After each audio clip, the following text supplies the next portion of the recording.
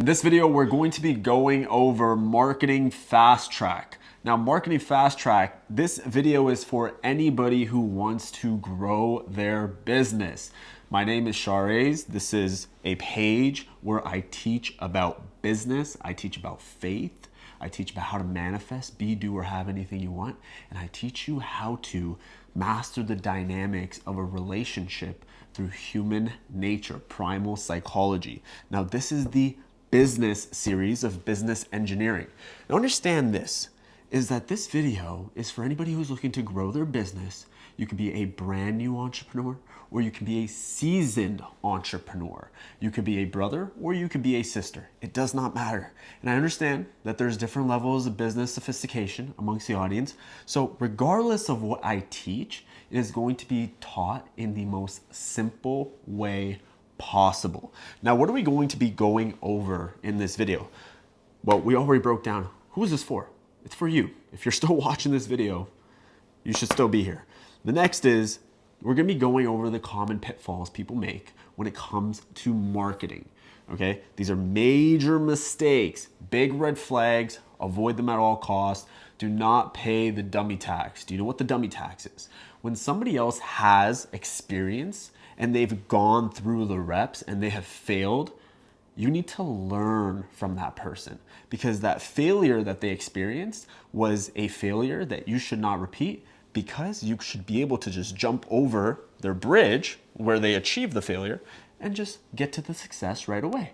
So do not pay the dummy tax. That is called a dummy tax. If I'm going to tell you what to avoid and you still do it, you pay the dummy tax. Okay? However, if you avoid it, you pay the winner tax. So it's a little, it goes both ways. All right. So the next is we're going to go over the first logical step. And just a disclaimer here is by the end of this video, you could get paid today.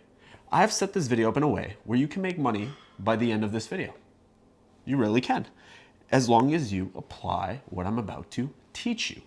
Now, we're going to go over the first logical step. What is the first logical step to make when it comes to your marketing?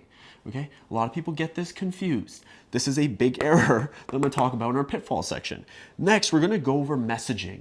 Now, this is powerful. Don't take this lightly, because how I'm going to explain messaging to you, I don't think a lot of people would explain it to you, and they would charge a lot of money for this information. In fact, I charge a lot for my hourly rate, and I've taught clients this. So this is something that I'm doing for the Ummah. I'm doing it for your success, and I want to see you get paid, okay? Next, we're going to talk about brand scaling. Branding is a part of marketing, but marketing is not branding. Does that make sense? So marketing is an umbrella, and branding falls underneath the marketing umbrella, okay?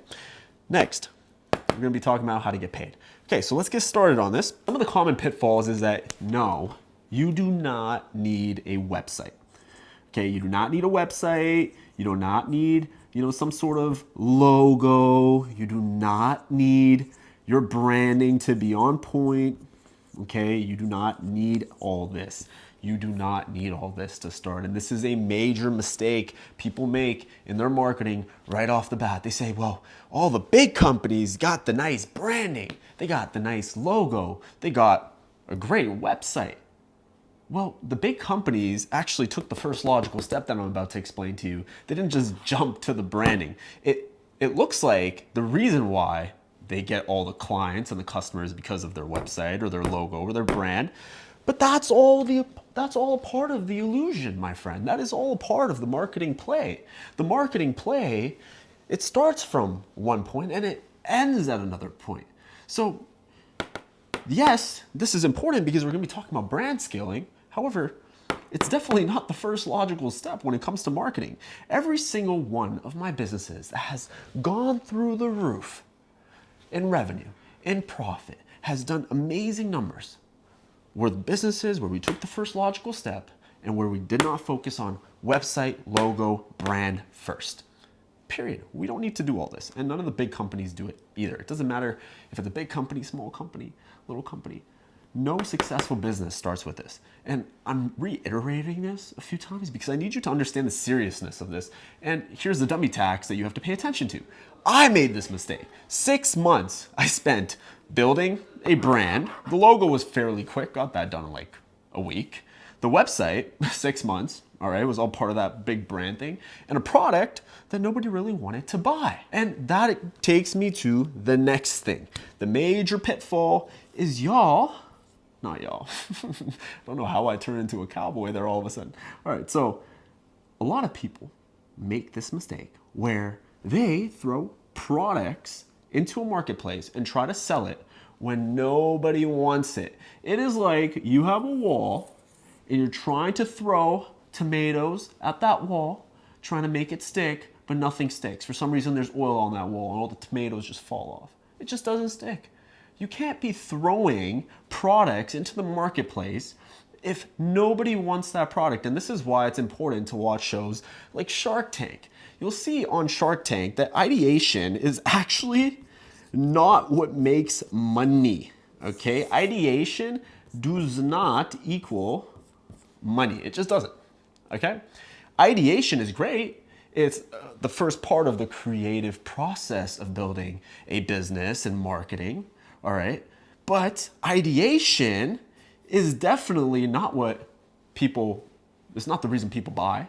It's not the reason that investors invest in a business or buy a business.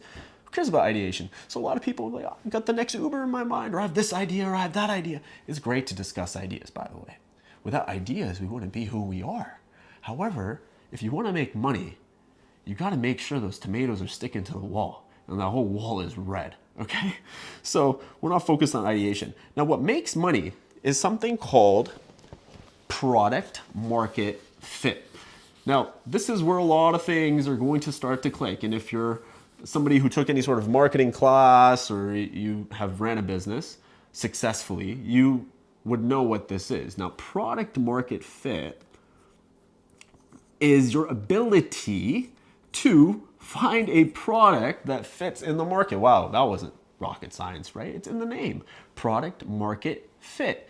And what you're going to do is you are going to go into the market and find out what it is that the market wants. If you think that your idea, your ideation is going to lead to money, you are wrong. Your audience, your marketplace, the person who you are selling the product or service to decides if it is a good idea. So how do you do product market fit? Well, we go into the next step of that is you have to do something called market validation, okay? Market validation is very, very important because market validation allows for us to see, does this person even want the product or not? And some people mess this up, some people do a very good job at it, but one thing is for sure, if you have a successful business, either you did it through two things. You either got extremely lucky or you were extremely calculated. Now, if you got extremely lucky, alhamdulillah. But if you're extremely calculated, you did product market fit and you validated the market every single time like clockwork. Okay, and this is how it works. So when we're talking about product market fit, by the way, this is the first logical step. You see how we led into that so smoothly? It is the first logical step. Now, with product market fit, we have to remember one thing, is that we have an ideal customer or client. We are going to call this the avatar. You know, like those blue people in the movie? All right, well, this is our client or customer avatar. Now, this customer has an interesting persona or an interesting set of characteristics. And the interesting set of characteristics is he or she fits exactly into your product or service. Now, what are these characteristics? Well, this customer wants something, okay, and he clearly does not have that something, and sometimes he doesn't even know what he wants, okay? So this is where it gets a little interesting. Bear with me. So he wants something. Sometimes he doesn't even know what he wants, but he wants something, okay? And this is called market sophistication. Sophistication. Now, what is market sophistication? Market sophistication is the buyer awareness level. Now, I've talked about some high-level concepts on this channel, like the stages of learning. We've talked about consciousness a little bit, but I haven't really fully gone over the stages of consciousness as of this period in time when this video is posted. However, with marketing, it's the same thing. There are market stages of sophistication. Okay, so some people, they want something, so they want a solution, and they don't even know what that solution is.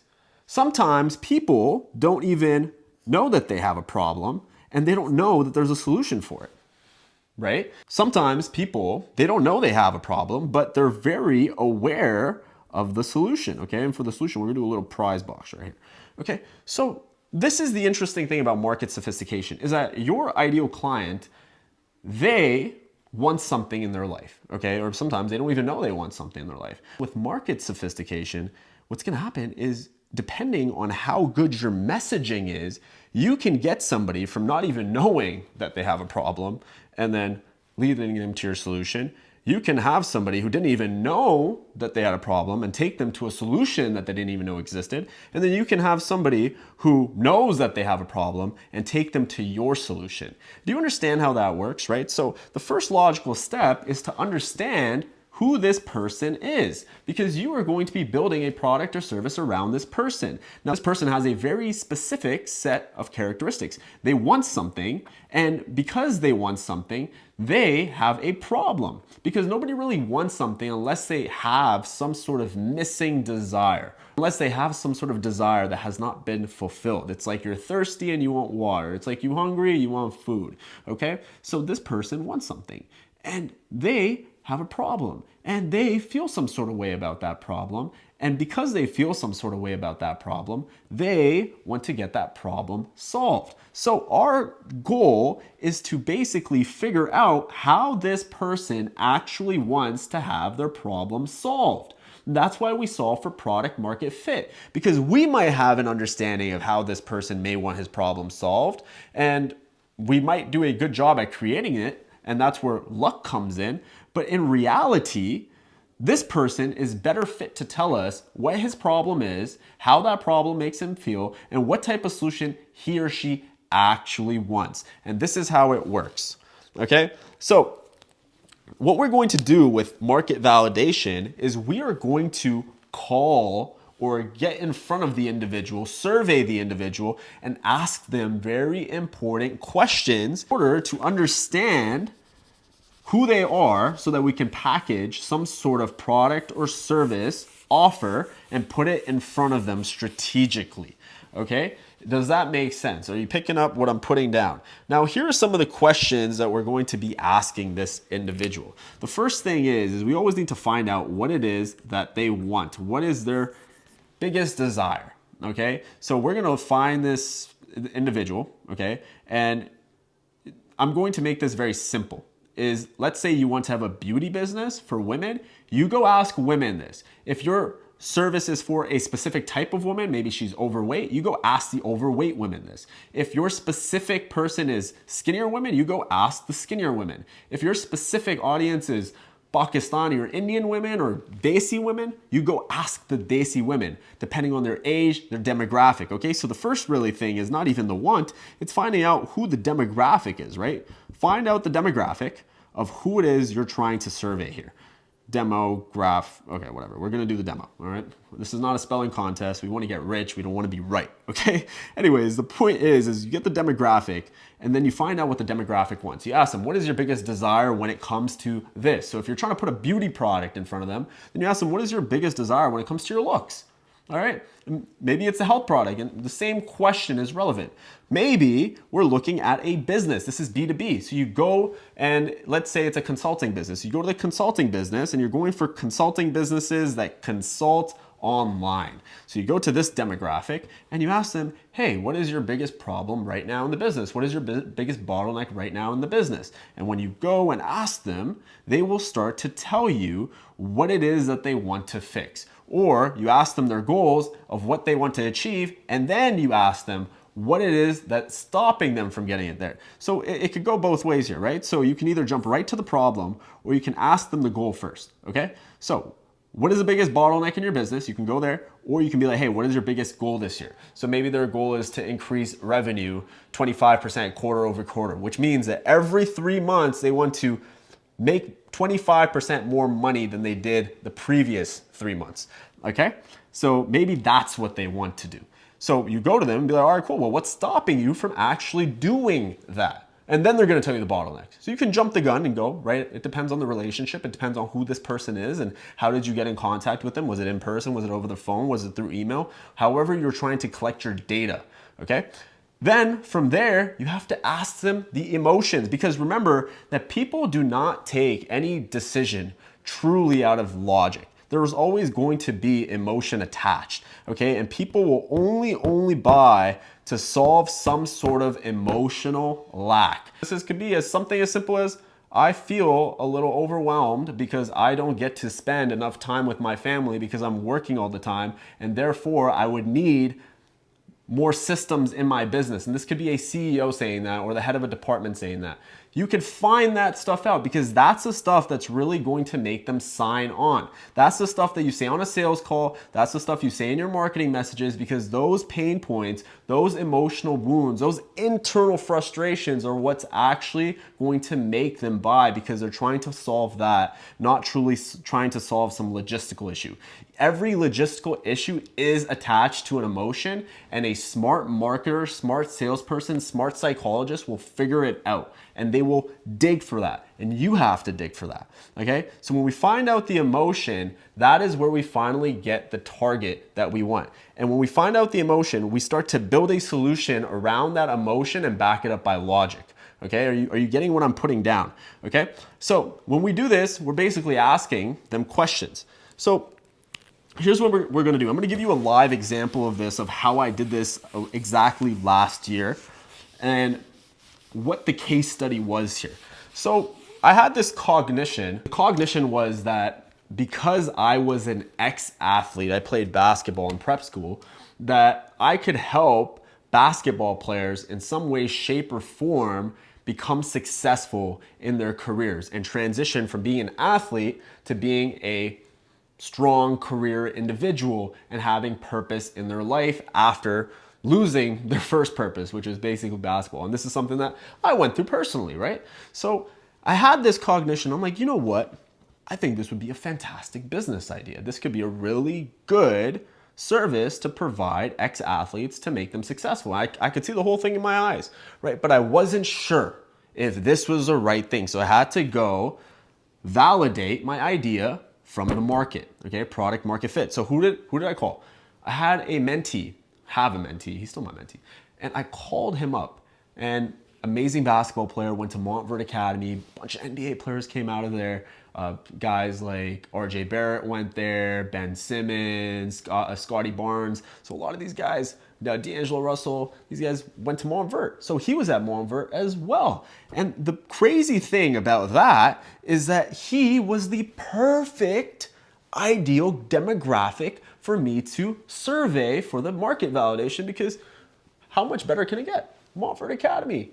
This guy's probably trying to figure his life out right now because he really went all in. So I called him up, and he was happy to speak. And right off the bat, I kept it super natural. All right, so this is him. Kept it super natural. And the first thing I did was I asked him, hey bro, so how's it going with your career right now? What is it that you're actually doing? And he said, well, I am just transitioning, and it's been a little tough. See, the emotions, I'm noting that down. It's been a little tough to transition, okay? And he's like, yeah, it's just been a little tough. And I do miss basketball. I'm like, yeah, are you still playing basketball? He's like, yeah, I still play around the school and whatnot. And then from there, I naturally led the conversation to, so what is your purpose now after basketball? What is it that you want? And he told me that he just wants a successful career, right? He wants to be successful, and he wants to provide for his mom, because his mom, single mother, by the way, he wants to take care of his mother. So that was his want. He wanted to become successful. He wanted to provide for his mother. And I said, well, what's stopping you from doing that? All right, now we're going into the problem. Well, what's stopping you from doing that? Well, I don't really have a purpose right now. I'm still trying to figure it out. I want to make money, and I thought I would do it with this basketball thing, but clearly that didn't work out. I'm trying to find the next step. Right there. Used to have a purpose, but no purpose no more. All right, so purpose gone. Okay, so purpose is gone, and now we got to make a new purpose, and he's struggling with that. Okay, purpose struggle. Now from there, I'm like, all right, well, cool. You are struggling with your purpose. Well, damn, man, that must suck. How does that make you feel? Oh man, to be honest, it's been frustrating. Sometimes I'm anxious. So he's mentioned frustration and anxiety, and uncertainty and a lack of purpose. And he's mentioning all these things. Interesting. So now I'm getting some really good data because now we're looking at a whole client avatar being built out in real time. We have this ex-successful basketball player in prep school who wants to still be successful and provide for his mother, and he used to have a purpose, but now he's struggling with it. And he doesn't know how to find it, and that's making him feel frustrated and uncertain, and it's giving him anxiety. That maybe basketball was his only way. All right, success is tied to basketball. Success equals ball. So now I can say, well, cool in my marketing message, and guess what? Success doesn't have to tie to basketball. See, right away, I'm solving his frustrations and uncertainties and anxieties, okay? And then I went and said, well, if you were able to get some sort of help from an individual who used to struggle with his purpose as well, because he was also an ex-athlete and he became successful, he got what you wanted, all right? He got what you want, and he was able to provide for his family, and he was able to actually do the things that you want to do. If I put you in a group with this individual where he taught you how to be successful, how to find purpose and become a successful man so you could provide for your mother, so you don't have to feel that frustration, uncertainty, anxiety again, and show people that basketball wasn't your only ticket to success, but you're a successful man in general. Would you pay for something like that? Silence.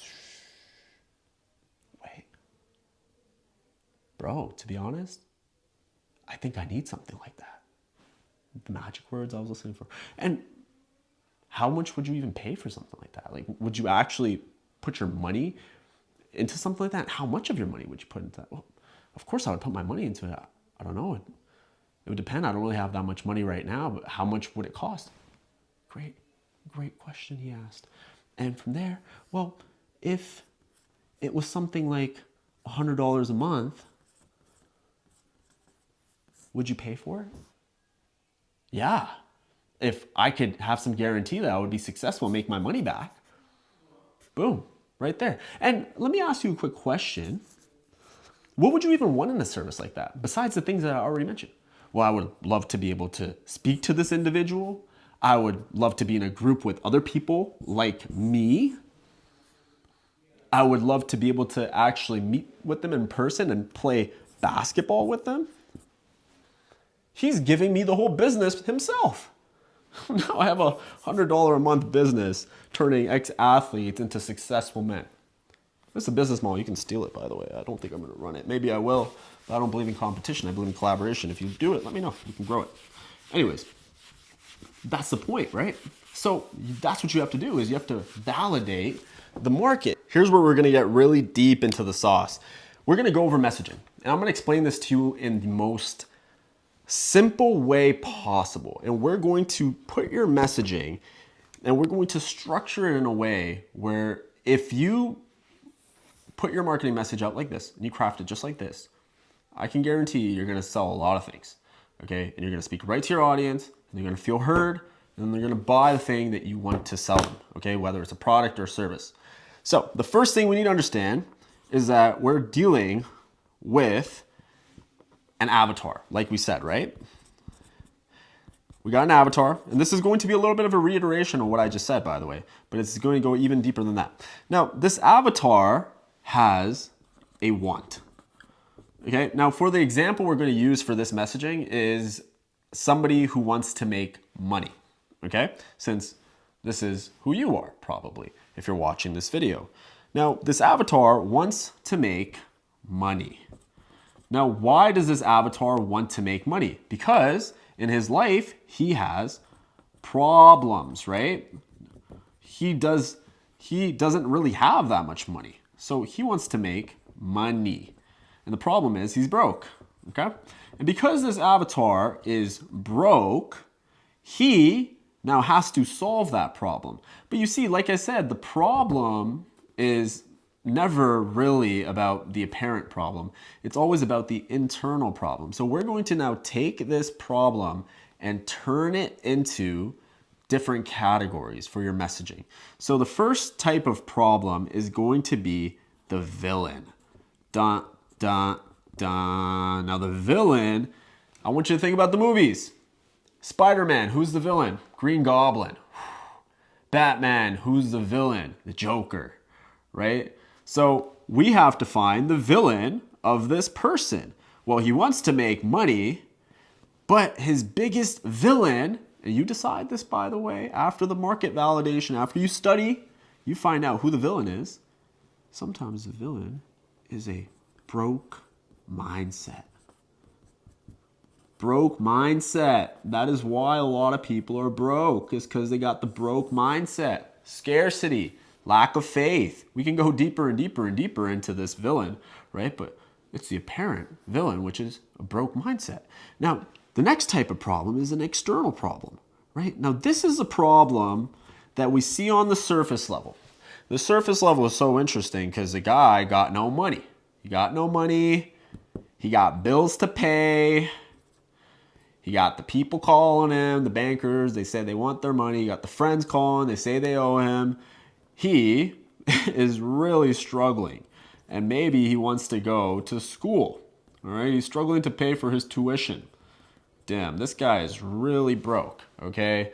And he wants to make money, he's broke, and his villain is that he just doesn't have the mind to be able to actually make the money. So that's his villain. He's a broke mindset. So maybe the villain can also be poverty in this case. This is actually a better word here for marketing. Are you tired of living in poverty? Right? What's the villain? Now the external is they got bills, they're struggling, and they got to pay for the tuition, people calling them, they're getting hounded. Well, how does this make this individual feel? Now we're going to go into the internal problem, right? So we got the internal problem. How does this guy feel about all this? Well, I'm sure if he got people calling him and he got bills to pay, and I'm sure he got anxiety like crazy. I'm sure any person who has ever struggled with poverty in their life, including me, has had anxiety, okay? This guy is very anxious. This guy is very overwhelmed. This guy's very frustrated. Oh, he's definitely uncertain. Frustrated. He's definitely uncertain. And he is fearful. Whew, you got fear. When you can tap into fear in marketing, yeah, you can really solve some problems, okay? So these are the internal problems. It makes him lose sleep, all right? Maybe he's even jealous, right? Maybe he got some envy. You go even deeper into this marketing. Are you tired and jealous of the neighbor's new Ferrari? I mean, this would have to be a very specific marketing person, okay? But you know what I mean? That's an emotion. It's an internal emotion. All right, so this guy wants to make money. The problem, he's broke. You know, his villain is poverty, and he got bills to pay, tuition. He's feeling very anxious and overwhelmed and frustrated. Now, there's a philosophical problem here. And remember that the philosophical problem is a very important problem to write down in your marketing and in your marketing message. A lot of people do not do this, and this is the one that people have to put out because it makes a big impact. And the philosophical problem, it ties you into a community of altruism. Marketing should be altruistic, okay? So when we're going philosophical, what we're doing is everyone deserves, or no one deserves, okay? Or no one should feel this way, okay? So everyone deserves, no one should, and you guys can find more iterations of this, okay? I'm just giving you some examples. So everyone deserves abundance. Everyone deserves to have some savings. Everyone deserves to live a life where they're not worrying about the bills. No one deserves to be worried about how they're going to pay their next bill. Do you understand where I'm getting at? Are you picking up what I'm putting down here? Okay, alhamdulillah if you are. And this is a philosophical problem. So now that we've identified this part of the market, we have to start to get to the next part. Well, we have to create some sort of solution. So what is the solution here? Okay, how are we going to come up with the solution? How are we going to get to the next part of the marketing message? Well, I'm going to need some room on this whiteboard. But what we're going to need to really do here is we are going to have to position ourselves as the ultimate guide. Now, I want you to think of movies here. I want you to think about stories here. I want you to think about all of the things that you have watched on TV, okay? Now, in the TV, in movies, there's always a helpful character, okay? A supporting role, they call it at the Oscars, okay? And you are going to be the supporting role because the avatar, the person who you're selling to, the person who's buying your product or service, that we're tailoring this marketing to, this messaging to, they are the hero of the story. They are the Spider-Man, okay? Or they are the main character, as you call it. This is their story, not yours. You're the one who's actually just providing a solution to their problems. You're a part of their story, and you have to understand that part. Once you understand that part, game changes a lot, right? It's less about you as a business and it's more about your customer, okay? So we are going to go into how are we going to position ourselves as the ultimate guide. And in movies, you're going to see that we got the Yoda to the Luke Skywalker, okay? With Spider-Man, you got his friends. With Batman, you got Robin, all right? So the guide is very, very apparent. In Finding Nemo, you got Dory. Dory's a great guide, okay? So you have this guide, and the guide has to have two characteristics. The first characteristic of a guide is the guide has to have authority. Authority is so important because authority shows that you have the credibility, the competence, the skill, and the results to actually solve their problem, to actually give them what they want. Authority is important. Nobody's going to give you any money in life unless you have the authority for them to actually give you the money.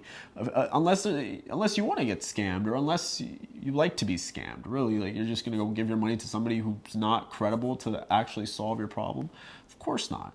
And then the next thing is, sometimes people, they can't just give money to somebody because they have authority, because they don't feel this emotional connection.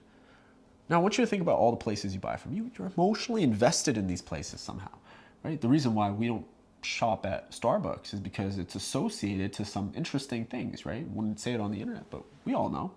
I don't go there because of my emotions. Absolutely not, right? So we go to places that we are emotionally connected to through empathy, okay?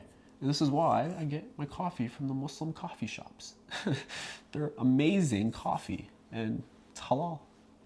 Hopefully halal milk from halal cows. Anyways, so they have to have these two things because the authority says that I'm qualified to solve your problems, and the empathy says that I understand where you have been and where you would like to go. I have been exactly where you are, or I've had other clients or customers who have been exactly where you are, and because I've seen this time and time and time again, or I've witnessed it myself, or if I've gone through it myself, I can help you solve this problem. And I have the authority to do it because I'm qualified, or I've gotten people results, and I can talk the talk, walk the walk, okay? So this is very important. Now, the guide has to provide something, right? I mean, you can have authority and empathy and you can have all the solutions in your mind, but it's not going to make sense to the person who, the avatar here, it's not going to make sense to this person who has this desire to beat his villain, which is poverty. He wants to beat poverty once and for all, right? So this person, we have to provide a plan, right? You got to give them a plan. Why would anybody buy something if there's no plan that's attached to it, right? Even when you buy a product, there's some sort of plan. If I go to the store and buy Coke, which is the drink Coke, the plan is to drink the Coke by twisting the bottle, opening the bottle, and drinking the bottle, and then consuming all of that nasty sugar. That's the plan, okay? But even with a service-based business or an e-commerce store, any product that provides utility, for example, which is actual use, you have a plan. Now the plan is always going to be two different things, okay? The plan, we're going to be looking at a process, and then we're also going to be looking at an agreement. Now, what is the difference between these two types of plans? Well, I'm going to give you examples in real life scenarios, okay? In this scenario, the process, have you ever been on a website or any sort of e-commerce store, or you've gone into any restaurant or any department store and they've given you an exact plan on how to purchase something? That is a plan. For example, you go on an e-commerce store, add your items to cart, fill out your payment info, sign up for our rewards club, check out, you will get an email with your confirmation and your delivery tracking number, and enjoy your product. That is the plan.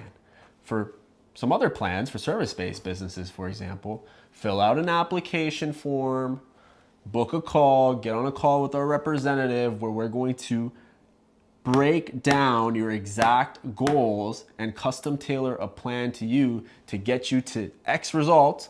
So in this case, help you never be poor again, help you beat poverty once and for all and be a wealthy individual. And that's it, that's the plan. So the plan has to be anywhere between 1 to 5 steps. Ideally, the plan has to be 1 to 3 steps.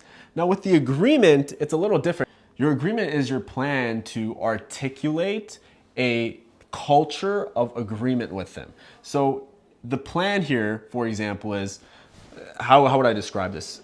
Let's say you're buying halal meat. Well, the agreement plan would be, our meat is certified Zabiha, hand slaughtered, because we believe in transparency and we believe feeding Muslim families great source grass-fed meat. That is the agreement plan. So in his case, the guy who desires the money, for him it's, we understand what it's like to be broke. And because of that, we have provided our clients the best resources in how to beat poverty once and for all. And these resources, once used, you will be able to never be poor again and have wealth for the rest of your life. That is some sort of agreement plan. It is this cultural plan that you are setting forward that they can agree with, okay? From there, well, you have a plan. The next logical step will be to have a call to action. You have to call them to some sort of action.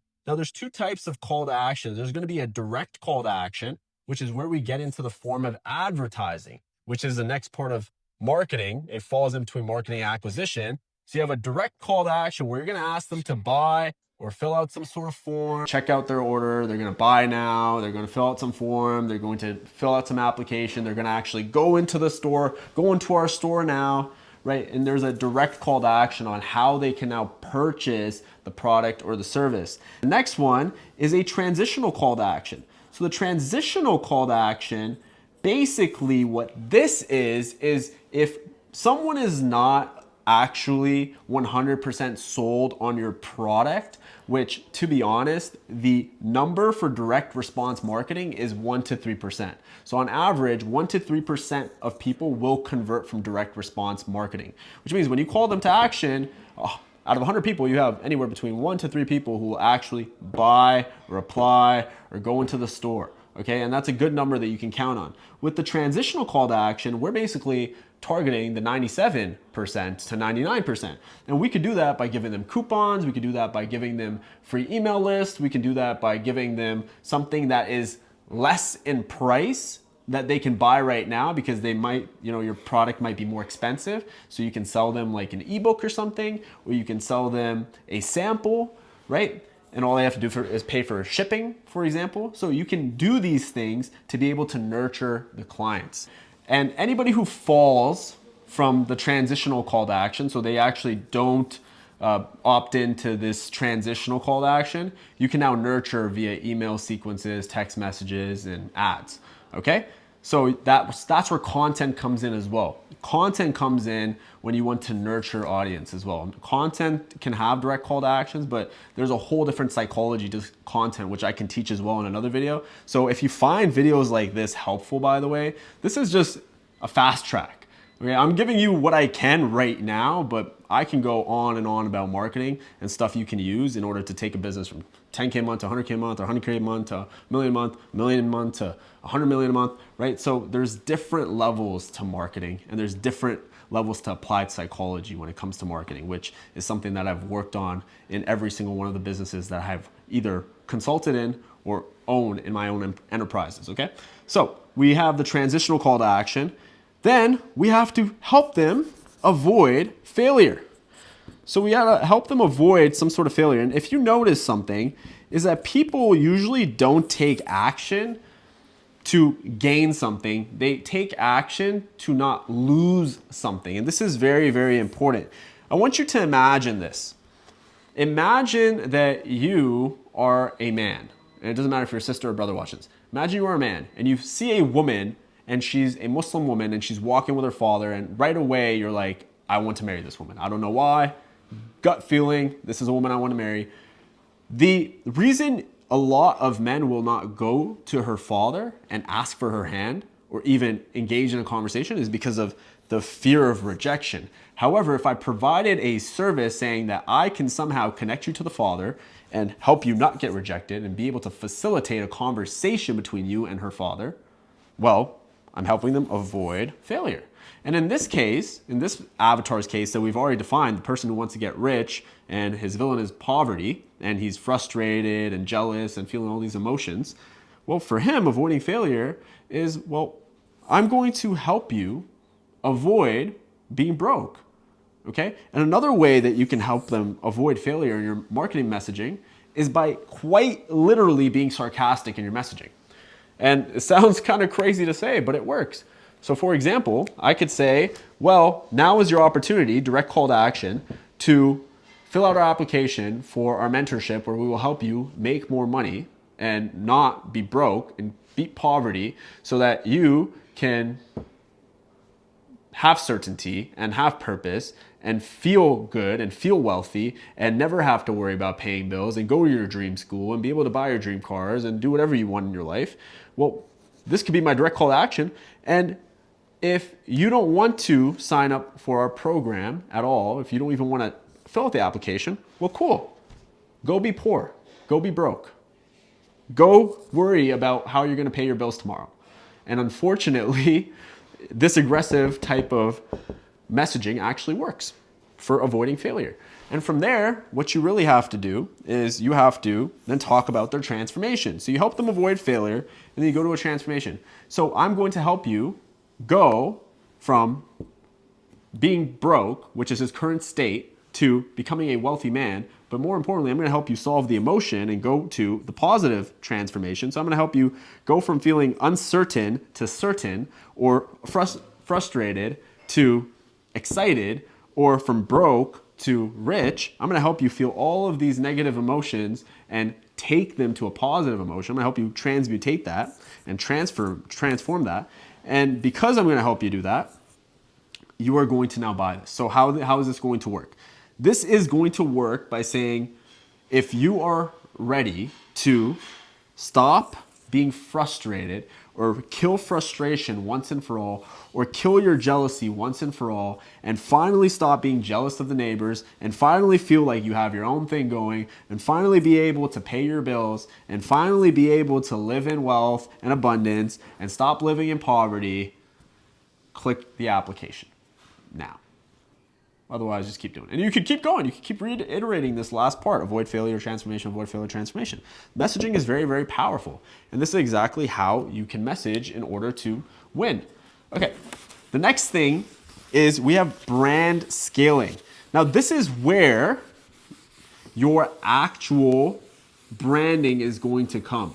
Once you have this, once you have the messaging, Once you have the product market fit, once you have the everything sorted out, that's when you actually build the brand. And how are we going to do this? Well, if you did product market fit properly, if you did market validation properly, you would have gotten to a point of getting some sort of client or some sort of customer. And here's why. And so I'm going to jump the gun a little bit here by Get Paid Today is you are going to, on that call with the person that you validate, you are going to get them into some sort of beta deal. What does that mean? Some sort of beta offer, which means that your product is not complete, your service is not complete, but because it's not complete and they're going to take some sort of gamble on you as a first-time customer, but you're going to help them solve their problem at a much cheaper rate, they're going to give you a testimonial or case study or user-generated content of your product or service, basically. That's what it is. They're going to give you proof of concept. And this is where brand scaling comes. You can only scale a brand when you have case studies, okay? This is a very, very important thing to do, is once you have solved for product market fit, once you've got your messaging down, your next goal and the next logical step is to get case studies, okay? And what are case studies? This is a very, very important marketing term, okay, that you have to pay very, very close attention to. Case studies is a client or customer case that you are basically studying, okay? So we're talking about messaging, right? All the stuff that we talked about already. With messaging, we had the client, they wanted something, they had a villain, they had a problem, and there was a external problem, an internal problem, and a philosophical problem. Okay, well, you had all that, right? Well, let's say you have client one, number one, and then you have client number two, and you have client number three. Well, you have to get 3 really good case studies to ramp up your marketing and to start brand scaling, which means you can start building the website now, you can start building the logo now, you can start building the ads and all the material now. You can actually start building the brand, which was never the first step. It was always the fourth step. Okay. You actually do the first logical steps, the product market fit, the messaging, you build that out. Then you get the clients, get them results, you get the customers, get them satisfied, and then you scale your brand. And then you worry about the logo, and then you worry about the website, and then you worry about the flyers, and you worry about all this other stuff. Okay? And you'll be able to create a brand much better after doing the first 3-4 steps than to build a brand right away. Okay? So don't make that mistake. So the first client will be a specific avatar. Okay?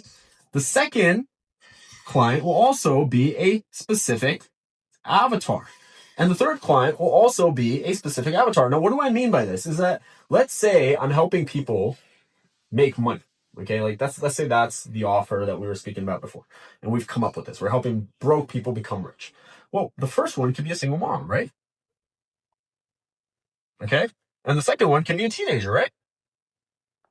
And the third one could be a 40-year-old 9 to 5. 40-year 9 to 5 man. 9 to 5 man. Okay, so let's say these are our 3 case studies. Now, this single mother is going to have a different set of problems. Her story is going to be completely different. Her wants, her needs, her desires, her problems, her frustrations, her internals, all the internal issues is all going to be different. And then the teen's going to have completely different issues. And then the 40-year-old man working the 9 to 5 is going to have completely different issues. And these 3 case studies, when new clients come in, they see this on your website, on your flyers, on your marketing material, on your email newsletters, on your email drips and text message drips, and all the marketing material, the branding that you're putting out, they're going to be like, oh, I relate to her, or I relate to him, or I relate to him. And then they will buy. And what you got to do is you got to understand the difference between case studies and testimonials. Case studies is actually a case study. You're going to be studying the client, what they went through, all the problems that they had, and how you actually implemented a plan to help solve that problem or give them the product to solve that problem. You see examples of these all over the internet. Companies do this very, very well, by the way. Okay. And then testimonials are absolutely different. Testimonials is like a quick snippet, a quick video, very, very quick. This was my experience. This was my problem, right? This was my experience. And I recommend these individuals. Now, what you're going to do is you're going to have 3 case studies on the homepage or on the page that you're going to be creating your sales letter. So if this is going to be online, or somewhere around the store, if this is an in-person store, or in your marketing material, it's going to be in your main marketing message. That's where I'm getting at, is that these 3 case studies will be in your main marketing message. However, you can also have 3 testimonials in your main marketing message. Okay, so 3 testimonials. Okay, testimonials. Now, you are going to have a page where you will have all your case studies and testimonials. Case plus test.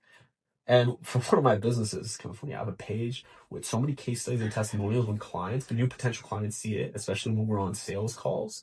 Oh my goodness, they get overwhelmed. They're like, all right, cool. Like, we trust you guys. Like, I've never seen anything like that, man. It's like literally hundreds of videos of successful clients, hundreds of case studies. Where do they start? Well, you want to click this one? You want to click this? I showed a client. She was so on the edge once.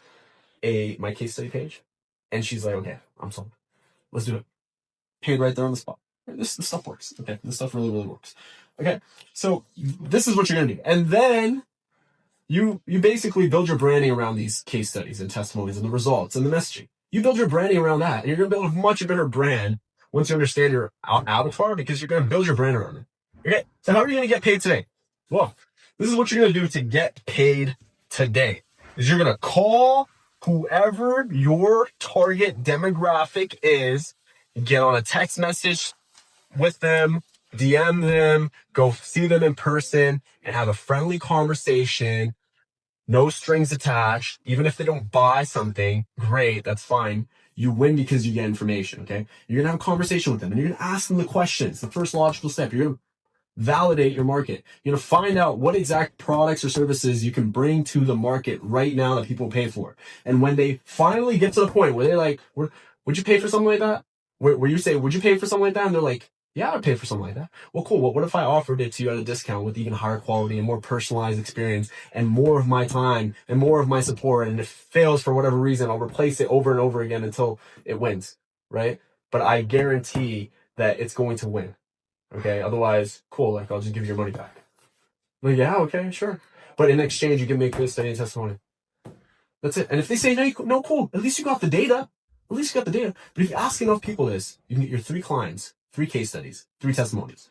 Okay? Once you get your 3 clients, 3 case studies, 3 testimonials, you're in business. You build your brand. You market that like crazy. You get numbers behind it. You get some more eyeballs on that. Okay? One of my businesses, I gave out hundreds of free service for testimonials. I just did it. I have to.